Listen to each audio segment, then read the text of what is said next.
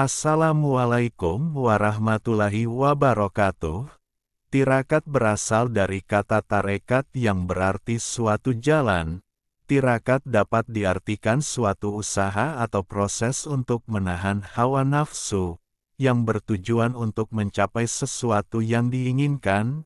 Tirakat ini juga memfokuskan jiwa, raga, dan pikiran untuk memegang segala sesuatu yang bersifat keduniawian. Macam-macam tirakat bisa dilakukan seperti puasa, berpantang suatu hal atau makanan, melek semalaman dan banyak lagi macam lainnya, yang bertujuan untuk mendekatkan diri kepada Allah Subhanahu wa Ta'ala. Di dalam agama atau kepercayaan lain, tirakat ini dilakukan dengan cara masing-masing, sesuai dengan ajaran agama atau kepercayaannya. Sang Satrio Piningit selama dalam keterbitannya dipenuhi oleh masa tirakat, tapi bukan berarti ia hanya terus-terusan diam di tempat karena tirakatnya. Itu banyak juga kegiatan-kegiatan yang ia jalani, bahkan bisa tetap menolong sesama yang membutuhkan bantuannya. Berbagai macam jenis tirakat ia lakoni atau lakukan.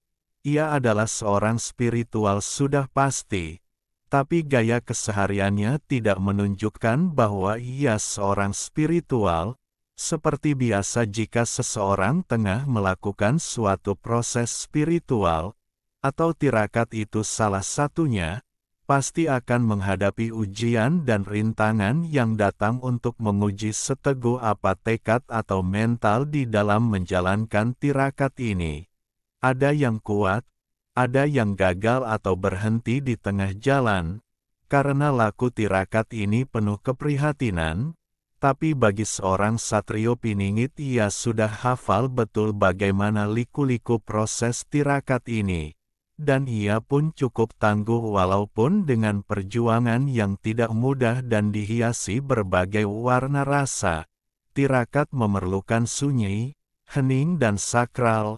Oleh karenanya proses tirakat ini sering ia lakukan seorang diri atau menyendiri, tapi tak jarang juga ia menjadi terisolir dan menyendiri. Pada akhirnya, proses tirakat ini menciptakan dilema pada masalah-masalah tertentu.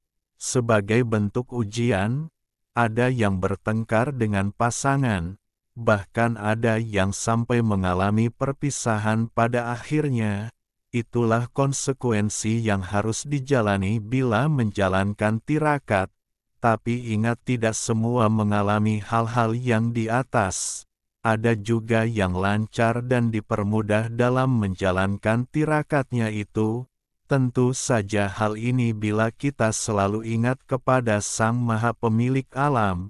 Tirakat bukan untuk coba-coba atau main-main.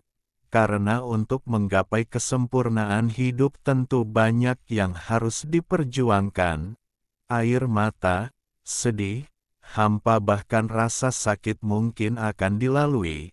Tapi itulah pilihan. Mungkin para ahli tirakat sudah memahami hal ini. Hidup banyak pilihan. Memilih satu jalan tapi harus siap juga akan konsekuensinya. Semoga selalu kuat dan tangguh untuk mendapatkan yang terbaik, yang tepat dan berbahagia. Selamat berjuang. Wassalamualaikum warahmatullahi wabarakatuh.